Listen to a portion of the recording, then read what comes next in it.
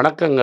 நான் 24ஆம் தேதி மே Friday Bahrain வரேன்னு சொல்லியிருந்தேன். அதில நெறைய பேரு இன்ட்ரெஸ்ட் காட்டியிருக்கீங்க. இப்ப லொக்கேஷன் ஃபிக்ஸ் ஆயிடுச்சு. ஹோட்டல் ராமி கிராண்ட் அப்படின்னு ஒரு ஹோட்டல் சீஃப் மாலுக்கு எதுத்தாப்லயே இருக்கு. 24ஆம் தேதி மே ஃப்ரைடே 4:30 மணிக்கு உங்கள அங்க சந்திக்கிறேன். உங்களுக்கு என்ன அங்க பார்க்கணும்னு தோணுனா, கீழ இருக்கிற வாட்ஸ்அப் நம்பர் இல்லாட்டா குடுத்துருக்கிற இமெயில் ஐடியில கான்டாக்ட் பண்ணுங்க. எங்க டீம் உங்கள ஹெல்ப் பண்ணுவாங்க.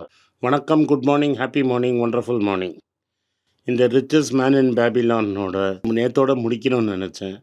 அது ஆக்சுவலா இன்னும் ஒரு 2 வீடியோ பேசுற மாரி இருக்கு. அவ்வளோ இன்ட்ரஸ்டிங் டாபிக் ஒண்ணு இருக்கு. George S. கால்சன் எழுதின இந்த புக்கு 1920ஸ்ல எழுதப்பட்டது. இது 3000 வருஷத்துக்கு முன்னாடி நடந்த இன்சிடென்ட் மாரி அவர் தொகுத்து, நீங்க எப்படி பணக்காரன் ஆகணுங்கிறத பத்தி அவர் அழகா தொகுத்திருக்காரு. பணம்ங்கிறது தங்கம், தங்கம்ங்கிறது பணம்ங்கிறது அன்னைக்கும் உண்மை, 1920ஸ்லேயும் உண்மை. நான் முன்னாடியே சொன்ன மாதிரி 1971 வரைக்கும் அதுதான் உண்மையா இருந்தது. அந்த புக்கோட கன்க்ளூஷன்ல அவர் என்ன சொல்றாரு, "நாம வைசஸ்ட் மேன் இன் பேபிலான் நீங்க சொல்றீங்க. நான் தான் லக்கியஸ்ட் மேன் இன் பேபிலான்" அப்படிங்கிறாரு. அந்த லக்கு உங்களுக்கு வரணும்னா, அந்த லக்கு உங்களோட சர்ஃபேஸ் ஏரியாவை இன்க்ரீஸ் பண்ணணும்னா, நீங்க என்ன பண்ணணுங்கிறத பத்தி தான் அவர் பேசுறாரு. ஒர்க்குங்கிறது உங்களோட ஃப்ரெண்டு. தொழிலுங்கிறது உங்களோட நண்பன். அந்த தொழில உங்கள் நண்பனை நேசிக்கிற மாதிரி நேசிக்கணும்.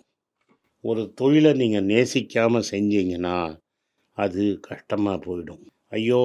கடனே எழவே, நம்ம வேலை செய்யணுமே அப்படின்னு நீங்க ஒர்க் பண்ணீங்கன்னா, தென் சத்தியமா வாழ்க்கையில நீங்க ஜெயிக்கவே மாட்டீங்க. தொழிலுங்கிறது நம்ம சந்தோஷத்துக்காக செய்ய வேண்டியது, ஹாப்பியா செய்ய வேண்டியது. அதில் வர பணங்கிறது அதோட பை ப்ராடக்ட். பணத்துக்காக நம்ம ஒரு வேலையை செய்யக்கூடாது. நம்ம வேலை செய்யறதுங்கிறது நம்ம நேசித்து விரும்பின வேலையை நம்ம செய்யணும். இதுக்கு என்னோட பிக்கஸ்ட் எக்ஸாம்பிள் மறைந்த Karnataka music Kalaignar mandolin you. Srinivas. அதை நான் ஒரு 2 நிமிஷம் டேப் போடுறேன். அவன் வாசிக்கிறச்ச அவங்க மூஞ்சிலேயே அவரோட பிரகாசம் தெரியும்.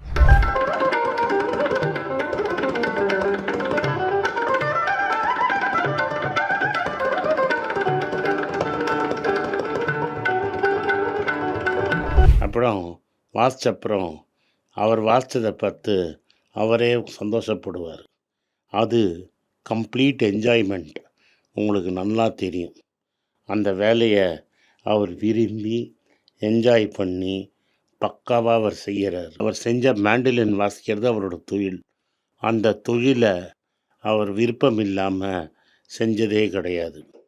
அது அவருக்கு பேர், புகழ் எல்லாம் கொடுத்தது.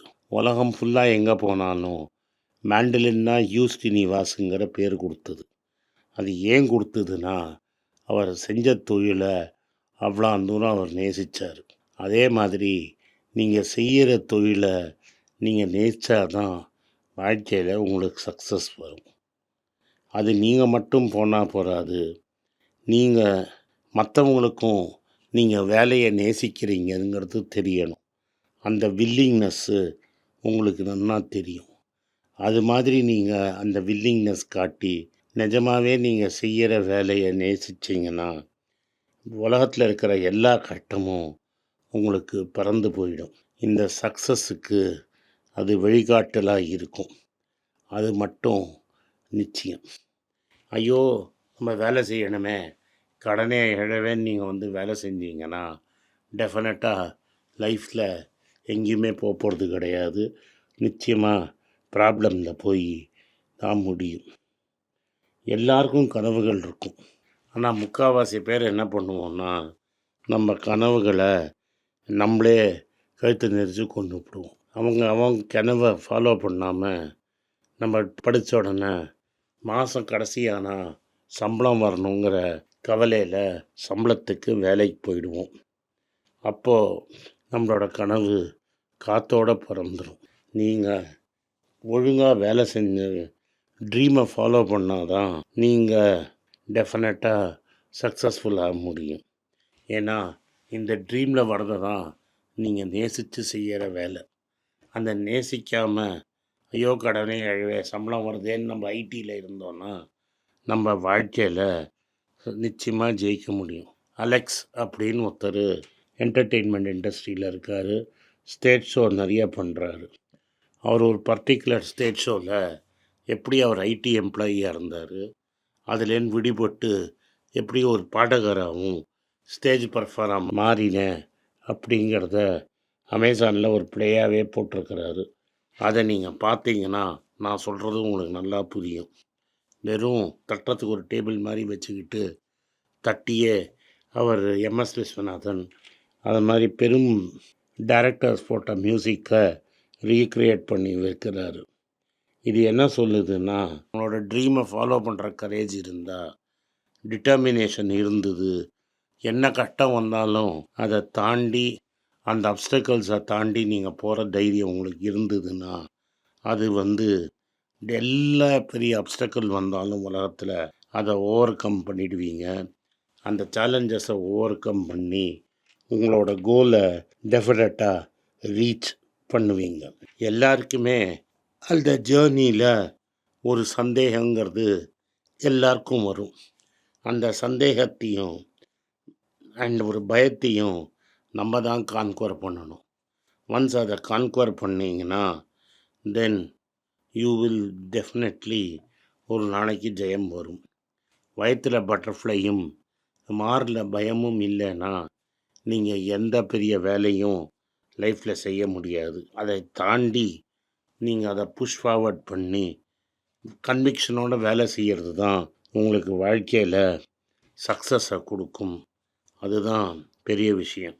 மென்டர்ஷிப்பு அப்படிங்கிறது ரொம்ப இம்பார்ட்டண்ட்டான விஷயம். ஒரு மென்டருங்கிறது உங்களுக்கு வழிகாட்டி. அந்த வழிகாட்டி இல்லாமல் நீங்கள் வாழ்க்கையில் ஜெயிக்கவே முடியாது. சில பேருக்கு அவங்க அம்மா அப்பா தான் முதல் வழிகாட்டி. அவங்க காட்டின வழியில் தான் நம்ம சக்ஸஸுக்குங்கிற பாதையில் முதல் 1-2 ஸ்டெப்பு எடுத்து வைப்போம். அதில் வைஸ் கவுன்சல் நல்புத்தி சொன்னவங்க உங்களை ஃபுல்லாக ஹெல்ப் பண்ணுவாங்க. எப்போதும் இந்த மென்டரை நம்ம நேராக பார்க்கணுங்கிறது அவசியமே கிடையாது. இன்றைக்கி நிறைய வீடியோ இருக்குது, நிறைய பேர் புஸ்தகம் எழுதிட்டு இறந்து போயிட்டாங்க. அதெல்லாம் படித்து நம்ம கற்றுக்கணும். நேராக பார்த்து சொல்லி கொடுக்கறது தான் ஒரே வழின்னு நீங்கள் நினச்சிங்கன்னா அது தவறு.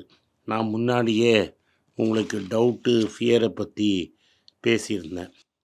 இந்த டவுட்டு ஃபியரெல்லாம் தாண்டி கான்குவர் பண்ணி ஜெயிக்கிறதுக்கு நம்மளுக்கு மென்டரோட ஹெல்ப் இருக்குது.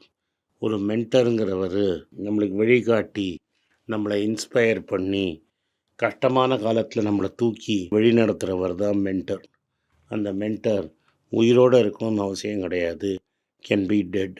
புஸ்தகம் மூலமாகவும் விட்டு சென்று போன ஸ்பீச்சஸ் மூலமாகவும் ஆடியோ டேப் மூலமாகவும் இது யூடியூப்பில் இருக்கிற வீடியோக்கள் மூலமாக நம்மளே நேராக கற்றுக்கொள்ள முடியும். அதனால் நீங்கள் மென்டரை தேட வேண்டியது முதல் பெரிய ஸ்டெப்பு. அடுத்தது அட்வர்சிட்டி. அட்வர்சிட்டிங்கிறது உங்களுக்கு போராத காலம், கஷ்டகாலம், இல்லாட்டா உங்களுக்கு ஒரு தடையாக நிற்கிற காலம். இது எல்லாமே எல்லார் வாழ்க்கையிலையும் வரும். இது மாதிரி இல்லாமல் நீங்கள் சக்ஸஸே பார்த்துருக்க முடியாது. இந்த மாதிரி கஷ்டத்தை தாவறதுக்கு உங்களுக்கு பர்சிவரன்ஸும் ரெசிலியன்ஸும் இருக்கணும். இந்த அப்டக்கிள் இஸ் த வே.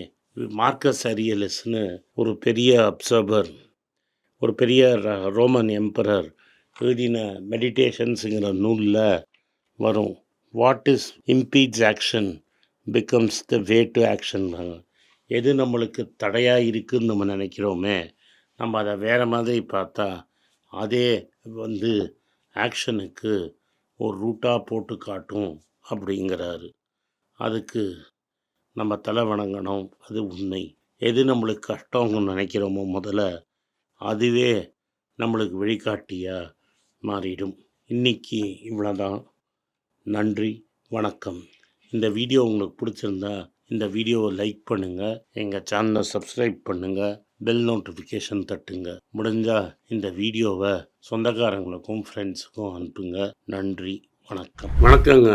இந்த ஃபைனான்ஸ் நியூஸை பற்றி டிஸ்கஸ் பண்ணதுக்குன்னு தனியாக ஒரு ட்விட்டர் ஐடி வச்சுருக்கோம். கீழே இதை ட்விட்டர் ஐடி வரும். என்னோடய இன்ஸ்டாகிராம் ஐடியும் கீழே இருக்கும். அதில் ஷார்ட் வீடியோஸ் வரும். ஸோ என்னை எக்ஸ்க்ளூசிவாக ஃபைனான்ஸ் விஷயத்தில் ஃபாலோ பண்ணணும்னு நினைக்கிறவங்க கீழே இருக்கிற ட்விட்டர் ஐடியும் இன்ஸ்டாகிராமையும் ஃபாலோ பண்ணுங்கள். நன்றி, வணக்கம். உங்கள் பேராதரவுக்கு மிக்க நன்றி. நான் டோட்டலாக 5 புஸ்தகங்கள் எழுதியிருக்கிறேன். 3 ஆங்கிலத்தில் எழுதியிருக்கிறேன். அதில் 2 தமிழாக மொழிபெயர்த்துருக்காங்க. ஸோ டோட்டலாக 5 புஸ்தகம் ஆச்சு. இந்த 5 புஸ்தகத்துக்கு ஹார்ட் காப்பி வேணும்னா நீங்கள் கீழே இருக்கிற வாட்ஸ்அப் நம்பருக்கு மெசேஜ் அனுப்பிச்சிங்கன்னா எங்கள் டீம் உங்களை கான்டாக்ட் பண்ணுவாங்க. இந்த 5 புஸ்தகங்களில் 3 புஸ்தகம் கிண்டலில் இருக்குது. அமேசானில் கிண்டலில் வாங்கணும்னு ஃபீல் பண்ணுறவங்க நேராக கிண்டலில் வாங்கிக்கலாம். தமிழ்லேயே யாராவது ஃபைனான்ஸ் நியூஸ் படிக்கணும்னு ஃபீல் பண்ணிங்கன்னா தயவுசெஞ்சு moneypage.com விசிட் பண்ணுங்கள்.